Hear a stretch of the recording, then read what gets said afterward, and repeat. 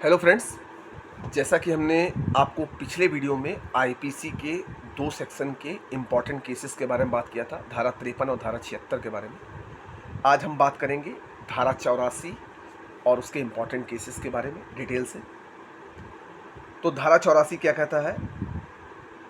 विकृत व्यक्ति का कार्य कोई बात अपराध नहीं है जो उसे करते समय चित्त विकृति के कारण उस कार्य की प्रकृति या यह जो कुछ वह कर रहा है वो दोषपूर्ण या विधि के प्रतिकूल है जानने में असमर्थ है। ऐसा कोई पागल व्यक्ति जो कोई ऐसा कार्य कर रहा है जिसको ये पता नहीं कि यह कार्य जो है वो अपराध है। ठीक है, धारा 84 इसकी लैटिन सूक्ति जो है वो नॉन कॉम्पास मेंटिस। अब इसका एक महत्वपूर्ण निर्णय है, मतलब केस है आर बनाम मैक नाटन। तो न्यायालय ने मतता, मतलब जो चित्त विकृति का है, न्यायालय ने मतता के बारे में निम्नलिखित प्रतिपादनाएं व्यक्त की। सबसे पहला कि प्रत्येक व्यक्ति को स्वस्थ चित्त उद्धारित किया जाता है और उसके पास अपराधों के लिए पर्याप्त मात्रा में कारण है जब तक कि उनके उत्प्रेरक को साबित नहीं किया जाता। कहने का मतलब है कि न्यायालय ने प्रत्येक व्यक्ति को स्वस्थ चित्त अपराधित किया जाता है, ठीक है। और उसने ये कहा है कि उसके पास, किसी भी व्यक्ति के पास अपराध को करने के लिए पर्याप्त मात्रा में कारण है जब तक कि उनके उत्प्रेरक को साबित नहीं किया जाता, जब तक कि उसके इंटेंशन को साबित नहीं किया जाता कि इंटेंशन क्या। चित्त विकृति की प्रतिरक्षा को स्थापित करने के लिए यह स्पष्ट रूप से दिखाया जाना चाहिए कि कृत्य करते के समय अभियुक्त चित्त विकृति दोष के कारण ऐसी स्थिति में था कि वह जो कर रहा था उसकी प्रकृति और प्रभावों के बारे में नहीं जानता था, अथवा यह नहीं जानता था कि वह जो कर रहा है वो गलत है। अब देखिए, सेकंड पॉइंट कहने का मतलब है कि जब कोई चित्त विकृति का व्यक्ति कोई ऐसा कार्य कर रहा था कि जब उसको नहीं पता था कि ये जो हम कर रहे हैं वो अपराध है या हम क्या कर रहे हैं, इसके बारे में उसको जरा सा भी अंदाजा नहीं था। इसका मतलब है कि वो पूरी तरह से पागल हो, ठीक है, उसका दिमाग काम ना करता हो, तभी उसको नहीं पता होगा कि वो जो काम कर रहा है वो अपराध है कि नहीं। यदि अभियुक्त को यह ज्ञान था कि वह कृत्य उसके द्वारा नहीं किया जाना चाहिए और यदि वह कृत्य उसी समय पर विधि के प्रतिकूल था तो वह दंडनीय। देखिए, यदि अभियुक्त को यह ज्ञान था कि वह कृत्य उसके द्वारा नहीं किया जाना चाहिए और यदि वह कृत्य उसी समय उस विधि के प्रतिकूल, मतलब लॉ के अपोजिट में करता है तो वह दंडनीय है। यदि कोई व्यक्ति उन्मादी विभ्रम के अधीन है जिसके परिणामस्वरूप मौजूदा तथा उसके कारण अपराध कृत करता है, इसका उत्तर विभ्रम की प्रकृति पर निर्भर करता है, बल्कि यह मान लेना चाहिए कि वह केवल आंशिक विभ्रम के तहत प्रयास करता है और अन्य मामलों में उन्मादी नहीं है। उस पर उसी स्थिति में विचार किया जाना चाहिए जैसे कि उन तथ्यों जिनके संबंध में विभ्रम मौजूद है।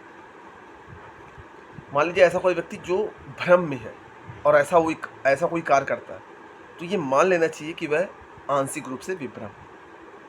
अब इसमें अगला केस है क्वीन एम्प्रेस बनाम कियंसा 1869 का वाद है। चित्त विकृत की प्रत्येक अवस्था को किसी आपराधिक दायित्व से मुक्त नहीं किया जा सकता। मतलब चित्त विकृति के व्यक्ति की प्रत्येक अवस्था को किसी आपराधिक दायित्व से मुक्त नहीं किया जा सकता। केवल चित्त विकृति ही मस्तिष्क की संज्ञानात्मक शक्तियों को बिगाड़ देती है जो आपराधिक दायित्व से छूट का आधार बन सकती है। चित्त विकृति ही एक ऐसा है जो मस्तिष्क के संज्ञानात्मक शक्ति को, मतलब सोचने समझने के तरीके को बदल देती है, तो यह व्यक्ति उसके दायित्व के, आपराधिक दायित्व से छूट का आधार बन सकती है। ठीक, तो ये हमारा था धारा 84। ठीक, अब हम बात करें धारा 86 का। तो किसी व्यक्ति द्वारा जो मतता में है किया गया अपराध जिसमें विशेष आशय या ज्ञान का होना अपेक्षित है।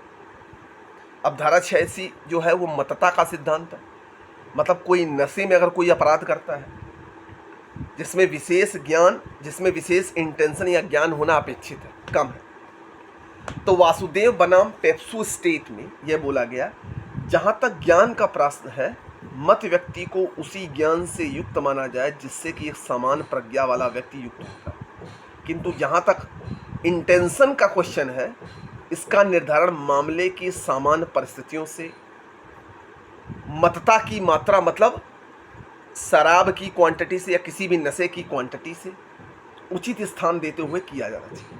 ठीक है।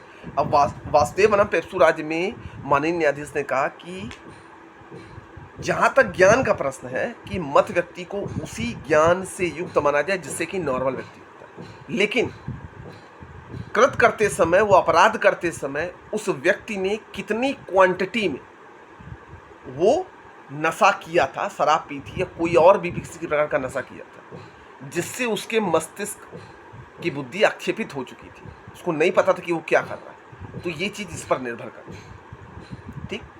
तो ये धारा मैंने आपको 84 और 86 के इम्पॉर्टेंट केसेस के बारे में डिस्कशन किया। अगर आपको वीडियो पसंद आता है तो उसको शेयर करिएगा, नहीं तो हम अगले वीडियो में इसके और इम्पॉर्टेंट सेक्शन के इम्पॉर्टेंट केसेस के बारे में डिस्कशन करेंगे। Thank you.